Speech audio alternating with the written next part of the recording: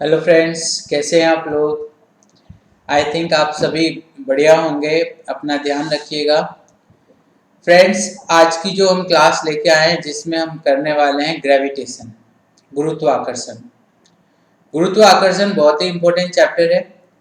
बहुत सारे competitive examination में इनके बारे में पूछा जाता है। ठीक है। और ये शुरू करने से पहले मैं आपको थोड़ा मेरा इंट्रोडक्शन दे देता हूँ। ठीक है। देखिए फ्रेंड्स, मेरा नाम रितेश व्यास है और मैं जनरली आपको पता है कि जनरल साइंस पढ़ाता हूँ। ठीक है।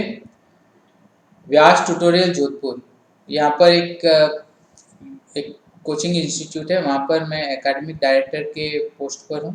ठीक है। 20 साल से ज़्यादा मेरे को पढ़ाते हुए हो गया। मैंने 20 साल से ऑफलाइन, तकरीबन 3-4 साल से ऑनलाइन क्लासेस पढ़ाई हैं। मैं पिछले साल तक अनअकैडमी में भी टॉप एजुकेटर था आरपीएससी का। ठीक है ना। अब मैंने अपना खुद का एक चैनल खोला है और वो है व्यास ट्यूटोरियल जोधपुर। ओके। इस चैनल के अंदर मैं जो पीएससी एग्ज़ाम्स होते हैं, मतलब जो स्टेट लेवल अपने तौर पे जो एग्ज़ाम करवाती हैं, ठीक है, उसका, और यूपीएससी एग्जामिनेशंस के अंदर जनरल साइंस, इनके मैं सारे टॉपिक्स ले रहा हूँ। ठीक है। और आपके जो फ्रेंड्स या भाई बहन जो हैं, जो 11th-12th में या नीट की तैयारी कर रहे हैं, तो उनके लिए मैं बायोलॉजी का कोर्स लेके आता हूँ। 9th-10th के अंदर आपके कुछ छोटे भाई बहन हैं तो उनके लिए जनरल साइंस का कोर्स है। तो मतलब 9th-10th 11th-12th और कॉम्पिटिटिव एग्जामिनेशन, मतलब हर आयु वर्ग के बच्चों के लिए यहाँ पर मैंने कोर्स बनाया हुआ है। ठीक है। तो इसलिए आपको क्या करना है, फर्स्टली आपको मेरे चैनल को सब्सक्राइब करना है। ठीक है। और एक सब्सक्रिप्शन करोगे तो आपको इतने सारे कोर्सेज मिल जाएंगे। ठीक है ना। चलिए, तो हम आज की क्लास में जो डिस्कस करने वाले हैं वो टॉपिक है गुरुत्व आकर्षण। ठीक है। गुरुत्व आकर्षण जो है इज ए ग्रेविटेशन। ये आरपीएससी और यूपीएससी में आता है जनरली। ठीक है। और अदर पीएससी एग्जामिनेशंस में भी आता है ये। ठीक है। तो इस टॉपिक को हम आज की क्लास में डिस्कस करेंगे। फर्स्ट पॉइंट हम लोगों ने देखा है कि गुरुत्वाकर्षण होता क्या है, गुरुत्व क्या होता है। तो फ्रेंड्स, आप यहाँ पे देखेंगे कि यूनिवर्स के अंदर या पृथ्वी पर जितनी भी वस्तुएं हैं, ठीक है, यूनिवर्स में जो वस्तुएं हैं वो एक दूसरे को आकर्षित करती हैं, और पृथ्वी पर जितनी भी वस्तुएं हैं वो पृथ्वी के केंद्र की ओर आकर्षित होती हैं। पता है। और उसी के कारण हम पृथ्वी पर जुड़े हुए रहते हैं। ठीक है ना। तो क्या होता है कि एक ऐसा बल जिससे पृथ्वी की सभी वस्तुएं पृथ्वी के केंद्र की ओर आकर्षित रहती है, ठीक है ना, उसको हम गुरुत्वाकर्षण या गुरुत्व कहते हैं। तो बल जिसमें पृथ्वी सभी वस्तुओं को अपनी ओर खींचती है, पृथ्वी का गुरुत्व कहलाती है। ये आपको ध्यान रखना पड़ेगा। ठीक है। क्योंकि जब दो वस्तुएं हैं, एक और दो, तो वस्तुओं की एक प्रॉपर्टी होती है कि वो एक दूसरे को अपनी तरफ खींचते हैं। ठीक है। जो बड़ी वस्तु होगी, जिसका द्रव्यमान ज़्यादा होगा, वो छोटी वस्तु को अपनी ओर खींच लेगी। तो हम पृथ्वी के सामने तो बहुत छोटे हैं, इसलिए पृथ्वी हमको ज़्यादा पावर से खींच लेती है। ठीक है ना। क्लियर है। चलिए, अब हम पढ़ते हैं इसी गुरुत्वाकर्षण के नियमों के बारे में, जिसमें पहला पॉइंट आता है गुरुत्वाकर्षण का नियम क्या होता है। गुरुत्वाकर्षण का नियम तो नॉर्मल ये है कि देखो, m1 और m2 ये दो द्रव्यमान वाले पिंड हैं। ठीक है। ये दोनों एक दूसरे को अपनी तरफ आकर्षित कर रहे हैं। ठीक है।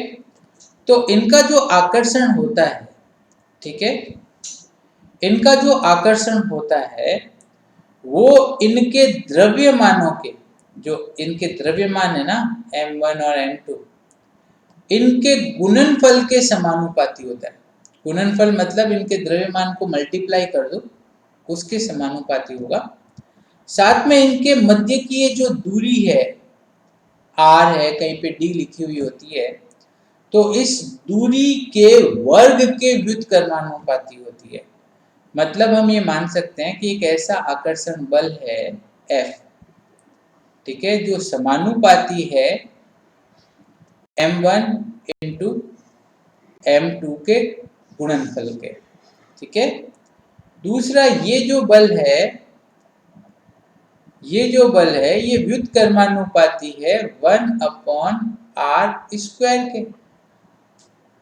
यही चीज कह रही है कि ब्रह्मांड में किन्हीं दो पिंडों के मध्य कार्य करने वाला आकर्षण बल उनके द्रव्यमानों के गुणनफल के समानुपाती होता है। ये इनके द्रव्यमानों का गुणनफल है, इसके ये समानुपाती है, तथा उनके मध्य की दूरी के वर्ग के व्युत्क्रमानुपाती होता है। r दूरी है और स्क्वायर इसका वर्ग हो गया, इसके व्युत्क्रमानुपाती होगा।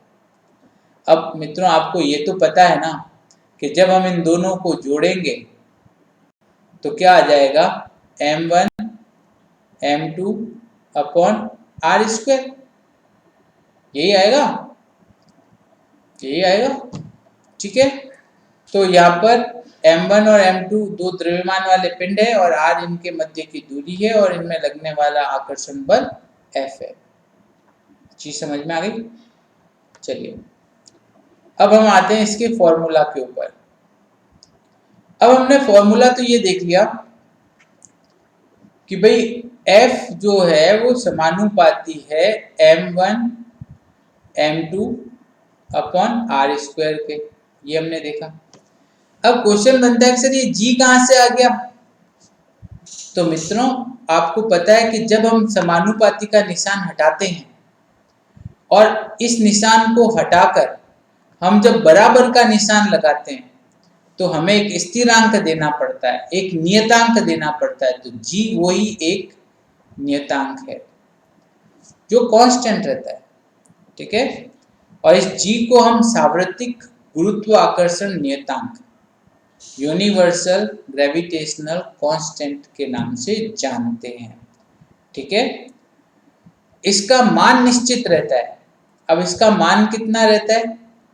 प्रयोगशाला में G के मान की गणना सबसे पहले कैवेंडिश ने करी थी, जिन्होंने बताया था SI पद्धति से G का मान होता है, जो आपको याद रखना है, 6.67 इंटू 10 की पावर -11 न्यूटन मीटर स्क्वायर पर kg²। यहाँ माइनस आया हुआ है तो इसलिए आप टेंशन मत करना, ये कैसे आया मैं इसको भी अभी बता देता हूँ, ठीक है। ये यूनिट कैसे आई ये भी मैं आपको भी बता देता हूँ, ठीक है। अब ये देखो कि आपको पता है कि F बराबर G m1 m2 upon r² है। अगर आपको G का मान ज्ञात करना है, G का मान ज्ञात करना है, तो आपको पता है F तो इधर है ही है। अब R उधर जाएगा, r² तो यहाँ चला जाएगा और m1 और m2 यहाँ नीचे आ जाएंगे, आएंगे कि नहीं आएंगे? F का मात्रक है न्यूटन, दूरी का मात्रक है मीटर स्क्वायर, मीटर होता है तो दूरी स्क्वायर है तो मीटर स्क्वायर हो जाएगा, और द्रव्यमान का मात्रक होता है किलोग्राम, तो दो द्रव्यमान है तो किलोग्राम इंटू किलोग्राम, तो kg2। अब ये kg2 ऊपर जाएगा तो क्या हो जाएगा, इसका मात्रक अपन बना लेते हैं newton into metre square upon kg²। और आपको पता है कि kg² को ऊपर ले जाएंगे तो kg -2 आ जाएगा, साइन कन्वेंशन चेंज हो जाएगा और कुछ नहीं है ऐसा, ठीक है ना। तो ये आपको याद रखना है, SI पद्धति में G का मान 6.67 इंटू 10⁻11 न्यूटन मीटर स्क्वायर पर kg² होता है, ओके। चलिए अगला पॉइंट इसमें आता है, वो आता है गुरुत्व। ग्रेविटी क्या होती है, ठीक है, ग्रेविटी। तो आपको पता है कि किसी वस्तु पर पृथ्वी द्वारा लगने वाला बल। तो न्यूटन के जो गुरुत्वाकर्षण नियम की हम बात करते हैं तो उसमें एक आकर्षण बल आता है, इज ए फोर्स। ठीक है, फोर्स होता है, और फोर्स आपको पता है mg के बराबर होता है। किसके बराबर होता है? mg के बराबर होता है, ये पता है आप लोगों को, याद रखना है आपको। जो किन्हीं दो वस्तुओं के बीच कार्य करता है, दो वस्तुओं के बीच एक बल कार्य करता है m1 और m2। यदि इन वस्तुओं में एक वस्तु पृथ्वी हो तो गुरुत्व आकर्षण को गुरुत्व कहेंगे।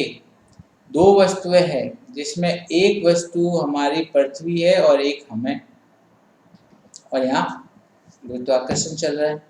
तो पृथ्वी है, बड़ी है, इसलिए वो हमको अपने केंद्र की तरफ आकर्षित करेगी, खींचेगी। ठीक है ना, समझ गए आप? और ये जो आकर्षण बल होता है पृथ्वी के द्वारा किसी वस्तु पर लगने वाला, उसको हम गुरुत्वाकर्षण या गुरुत्व कहते हैं।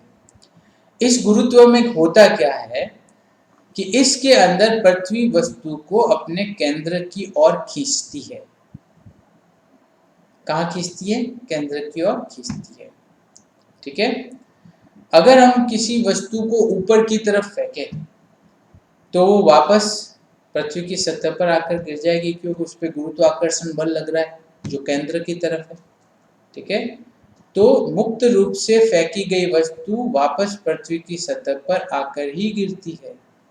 ठीक है ना, गुरुत्वाकर्षण बल के कारण। अब क्या होता है कि ये गुरुत्वाकर्षण बल का जो मान है, ठीक है, इसको हम लोग थोड़ा सा यहाँ पे देखते हैं। ये जैसे हमारी पृथ्वी है, ठीक है ना, क्लियर है? ये हमारी पृथ्वी है और इस पृथ्वी के अंदर ये इसका हम केंद्र मान लें। क्या मान लें? केंद्र मान लें। ठीक है, अब इस केंद्र के अंदर आप देखेंगे कि यहां से यहां तक ये इसकी क्या हो गई? त्रिज्या हो गई। क्या हो गई? त्रिज्या हो गई, जिसको हम r से मापते हैं। ठीक है, अब कोई वस्तु यहां पर है, ठीक है, अब ये वस्तु क्या करती है कि गहराई के साथ इसके g में क्या परिवर्तन होगा? अगर ये वस्तु केंद्र की तरफ जा रही है, ठीक है, सतह पर है, तो यहाँ पर गुरुत्वाकर्षण आकर्षण बल मैक्सिमम होगा। परंतु जब अगर हम क्या करते हैं कि इसको केंद्र की तरफ लेके जाते हैं तो नीचे जाने पर इसके g के मान में कमी आएगी। ठीक है, क्या होगा? g के मान में कमी आएगी, क्योंकि जब d बढ़े तो g का मान कम होगा, डिस्टेंस बढ़े तो g का मान कम होगा, d कम हो तो भी g का मान कम होगा। और जब वस्तु यहाँ केंद्र में आ जाएगी तो यहाँ पे इसका g 0 हो जाएगा। क्या हो जाएगा? g 0 हो जाएगा। पृथ्वी के केंद्र में गुरुत्वीय त्वरण का मान 0 हो जाएगा। ठीक है, क्लियर है? कोई कंफ्यूजन नहीं, सिंपल है। चलिए अगला पॉइंट आता है, गुरुत्वीय त्वरण होता क्या है। अब आप कहोगे ये फॉर्मूला सर कहाँ से लेके आ गए? कहोगे नहीं, अच्छे बच्चे हो आप, कहते नहीं हो, तुम फिर भी मेरी ड्यूटी है बताने की। आपको मैंने एक चीज बताई थी, F बराबर mg होता है, मैंने हिंट पहले ही दे दिया था। और F जो होता है वो क्या होता है? Capital G, capital M, small m upon r square. Okay, तो हम लोग क्या मानते हैं कि F को हम mg मान लें, तो इस m से ये m कट हो जाएगा, तो g बराबर क्या हो जाएगा? Capital G, capital M, r square. ये तो है, समझ गए? तो ये गुरुत्वीय त्वरण हो गया। स्मॉल g गुरुत्वीय त्वरण है, कैपिटल G सार्वत्रिक गुरुत्वाकर्षण नियतांक है। और जब पृथ्वी किसी वस्तु पर अपना गुरुत्वीय बल लगाती है तो वस्तु में एक त्वरण उत्पन्न होता है और उसे गुरुत्वीय त्वरण कहते हैं। ठीक है, और इस त्वरण को हम स्मॉल g द्वारा प्रदर्शित करेंगे। ठीक है, कैसे प्रदर्शित करेंगे? स्मॉल जी द्वारा प्रदर्शित करेंगे। ठीक है ना, क्लियर है, कोई कंफ्यूजन नहीं, इजी, डन। चलिए अगला पॉइंट, अगला पॉइंट है गुरुत्व केंद्र। बिल्कुल स्लाइड बराबर आ रही है एकदम, ओके डन। हाँ, गुरुत्वीय केंद्र क्या होता है? अब आपको पता है कि जैसे ये एक सतह मान लेते हैं हम लोग, जैसे हम एक ये सतह मान लेते हैं, ये एक हमने सतह मान ली, ठीक है। इस सतह के ऊपर एक बॉक्स पड़ा है, ये बॉक्स यहाँ पे पड़ा है, ठीक है, पड़ा है। अब जब सतह पर बॉक्स पड़ा है तो इस बॉक्स का, ठीक है, एक मध्य बिंदु होगा जिस पे सारा भार टिका होता है, ठीक है। तो गुरुत्व केंद्र वह बिंदु है जहां वस्तु का समस्त भार कार्य करता है, ठीक है ना।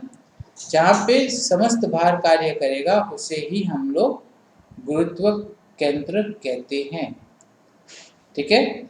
और जब तक वस्तु स्थिर है गुरुत्व केंद्र नहीं बदलेगा, ठीक है। परंतु अगर वस्तु चलायमान है, गतिशील है, या उसका आकार बदल रहा है तो उसका गुरुत्व केंद्र भी बदल जाएगा, ठीक है।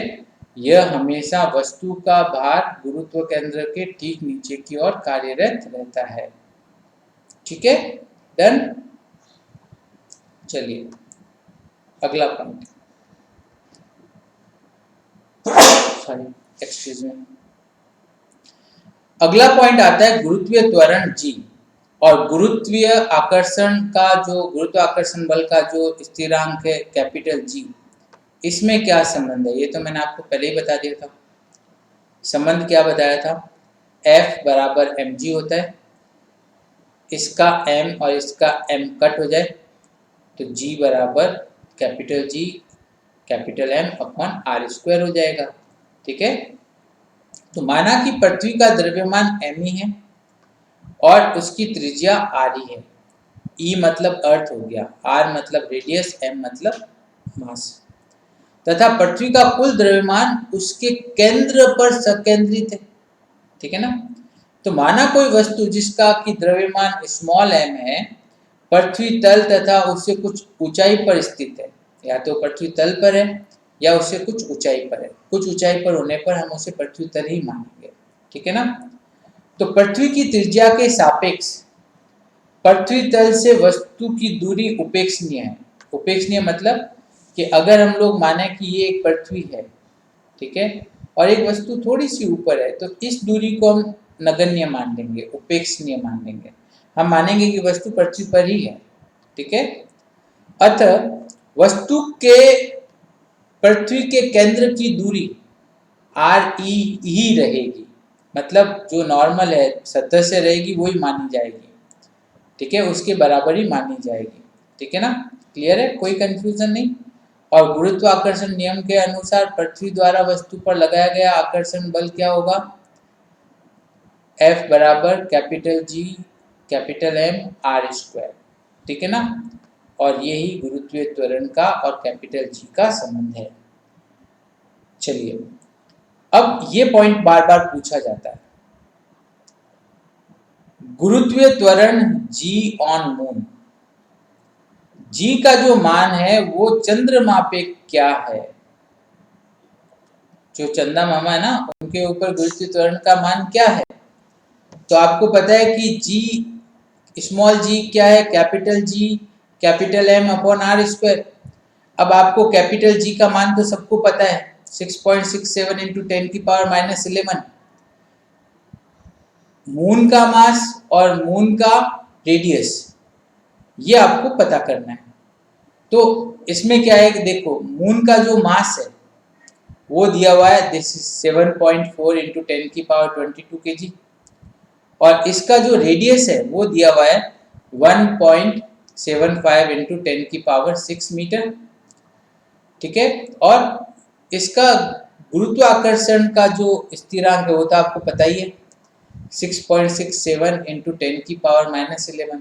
अब आपके पास तीनों मान आ गए, मतलब आपके पास m आ गया, आपके पास r आ गया, आपके पास कैपिटल G आ गया। तो इन वैल्यूज़ को यहाँ पे पुट कर दीजिए। यहाँ पे जब आप इन वैल्यूज़ को पुट करेंगे तो आपको क्या मिल जाएगा, आप इन वैल्यूज़ को लगा दिया, जैसे हमने G की वैल्यू लगा दी, हमने ये वैल्यू लगा दी, m की वैल्यू लगा दी, हमने r की वैल्यू लगा दी, तो हमें मून का ग्रेविटेशनल मिल जाएगा जो होगा 1.63 मीटर पर सेकेंड स्क्वायर। त्वरण है इसलिए मीटर पर सेकेंड स्क्वायर इसका। और हमें पता है कि मून का तो हो गया 1.663, ठीक है ना, 63 होता है वैसे ये, और अर्थ का होता है 9.81। तो अगर हम इनका कंपैरिजन करें तो हम ये देखेंगे कि मून पर जो ग्रेविटेशनल फोर्स होगा वो पृथ्वी का 1/6 होगा। कितना होगा? 1/6 होगा। अगर पृथ्वी पर किसी का वेट 60 किलो है, कहाँ पर? अर्थ पर, तो मून पे उसका वेट 10 किलो होगा। ओके ना, बस 1/6 हो जाएगा। तो ये आपको याद रखना है।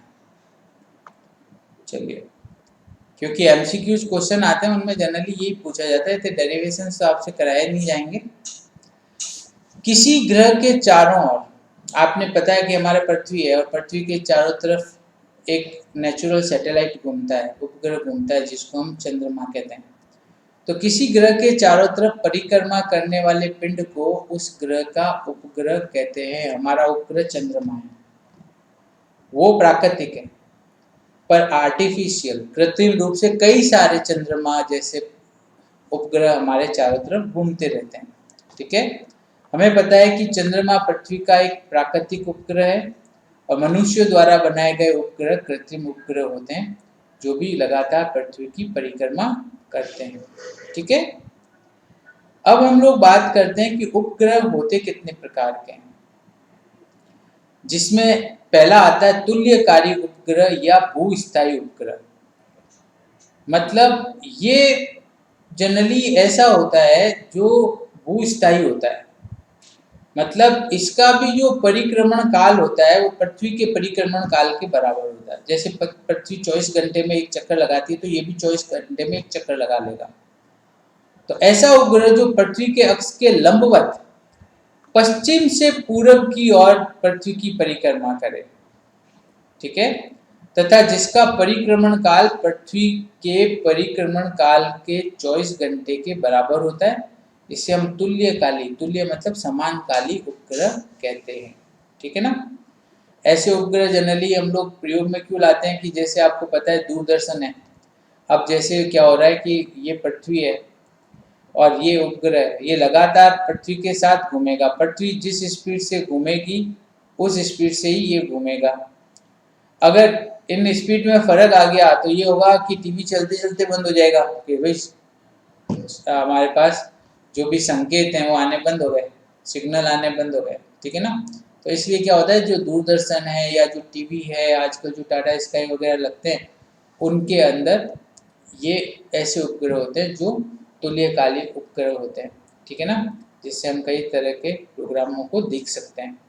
इसके अलावा रेडियोज और जो अदर टेलीकम्युनिकेशंस होते हैं, आपको पता है जो 3G 4G 5G आ रहा है उसके अंदर भी यही तुल्यकालिक उपग्रह ही काम करेंगे। ठीक है, जिससे कि आपको सतत रूप से क्या मिलता रहे, नेटवर्क मिलता रहे, उसी से हम पढ़ पाएंगे। ओके ना। इसके अलावा मौसम संबंधी जो भविष्यवाणी होती है उनको भी उपग्रह ही प्रयोग में लेते हैं। उपग्रह जो होते हैं वो पृथ्वी से लगभग 36,000 किलोमीटर की ऊंचाई पर रहते हैं। ठीक है ना, कितना? 36,000 किलोमीटर की ऊंचाई पे रहते हैं। ठीक है, और ये मौसम की भी मॉनिटरिंग करते हैं, इसलिए हम इनको संचार उपग्रह कहते हैं और साथ में ये संचार में भी मदद करते हैं। तो ये सारे इनके कार्य होते हैं, ये जनरली हम लोगों को सबको पता है। Okay, next one is a plane wave. Plane वेग क्या होता है? Escape velocity.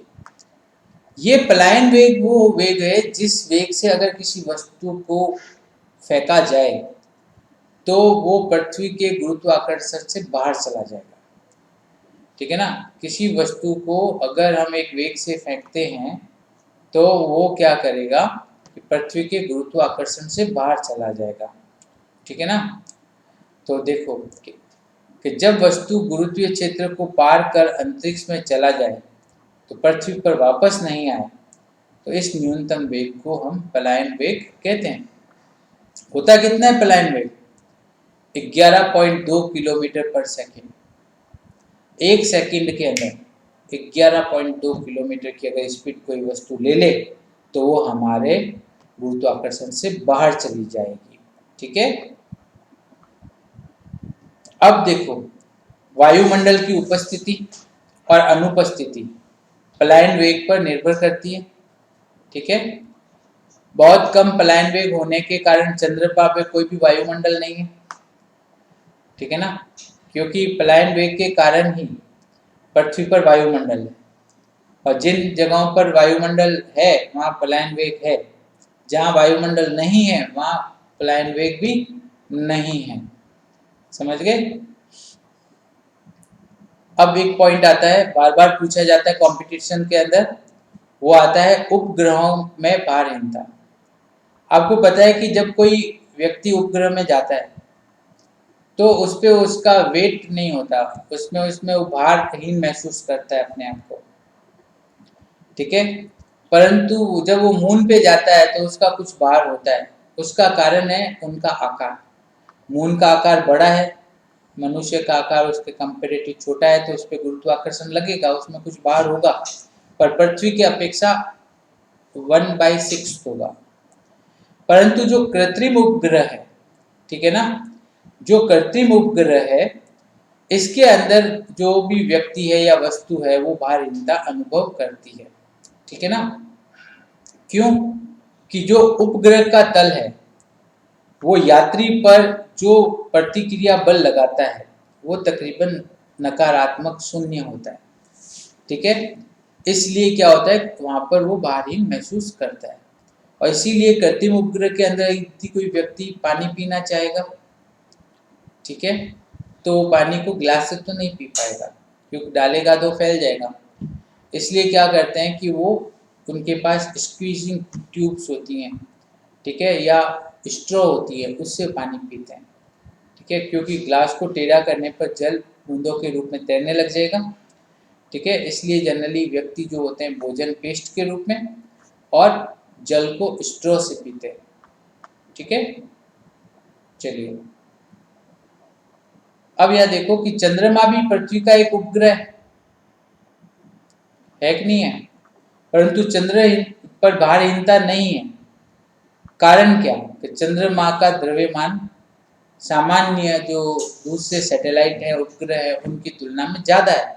इसलिए चंद्रमा पर पृथ्वी पर एक आकर्षण बल लगता है जिसके कारण वो अपना कुछ भार अनुभव करता है, पर वो भार भी जनरली पृथ्वी की अपेक्षा 1/6 होगा। कितना होगा? 1/6 होगा। ओके, चलिए, ये चीज बार बार पूछी जाती है। यहाँ पर बहुत कंफ्यूजन रहता है बच्चों को कि भाई ये कैपलर क्या है। यहाँ ये वाली चीज आप लोगों ने वैसे पढ़ी भी नहीं होगी, पर इस चीज को हम देख रहे हैं कि कैपलर के ग्रह गति के नियम। कैपलर का क्या नियम है? देखो, जो ग्रह होते हैं, ग्रह जितने भी होते हैं, ठीक है ना, वो आपको पता है कि सूर्य के चारों तरफ गति करते हैं। कुछ वर्ताकार में करते हैं, कुछ दीर्घ वर्ताकार कक्षा में परिक्रमा करते रहते हैं। ठीक है ना? तो क्या होता है कि जब सूर्य ग्रह की कक्षा में एक जगह पर स्थित है, जैसे ये देखो यहाँ पे सूर्य स्थित है, ये वाला, अब ये वाला ग्रह कोई घूम रहा है तो यहाँ पर इसकी दूरी और यहाँ पे इसकी दूरी में फर्क तो होगा ना, होगा नहीं होगा? तो इसी को समझाने के लिए केपलर के ग्रह गति के नियम आपको पढ़ने होते हैं कि प्रत्येक ग्रह सूर्य के चारों ओर इस तरह परिक्रमा करता है कि ग्रह सूर्य को मिलाने वाली रेखा समय के समान अंतरालों के समान क्षेत्रफलों में हट जाती है। मतलब जैसे कि ये देखो, कोई ग्रह यहाँ से यहाँ तक जा रहा है, ठीक है, तो ये पूरा एक ट्रायंगल बन गया। पर वही ग्रह यहाँ से चलेगा तो इसको ज़्यादा दूरी कवर करनी पड़ेगी कि नहीं करनी पड़ेगी? करनी पड़ेगी। तो जनरली क्या होता है कि ग्रह सूर्य से मिलाने वाली रेखा समय के समान अंतरालों में समान क्षेत्रफल से हट जाती है, ठीक है। और इसमें होगा क्या कि इसका ये जो हटना है, ये क्या करता है कि सूर्य से ग्रह की औसत दूरी का, जो सूर्य से दूरी है उसकी डिस्टेंस है, सूर्य पास में है या दूर है, उससे जो भी दूरी है, ठीक है, का घन मतलब क्यूब, ये इसका क्यूब हो गया। और समय के वर्ग के, ये समय का वर्ग हो गया, ठीक है, अनुक्रमानुपाती होता है, जिसे वह सूर्य के चारों ओर चक्कर काटने में लगाता है, ठीक है। तो टी स्क्वायर बराबर के ए क्यूब, ओके। तो ये इसका फॉर्मूला होता है कि भाई समय का स्क्वायर हो जाएगा, ठीक है, और उसकी जो दूरी है उसका क्यूब हो जाएगा, ठीक है। और इसी फॉर्मूला से ग्रह गति करते हैं, ठीक है।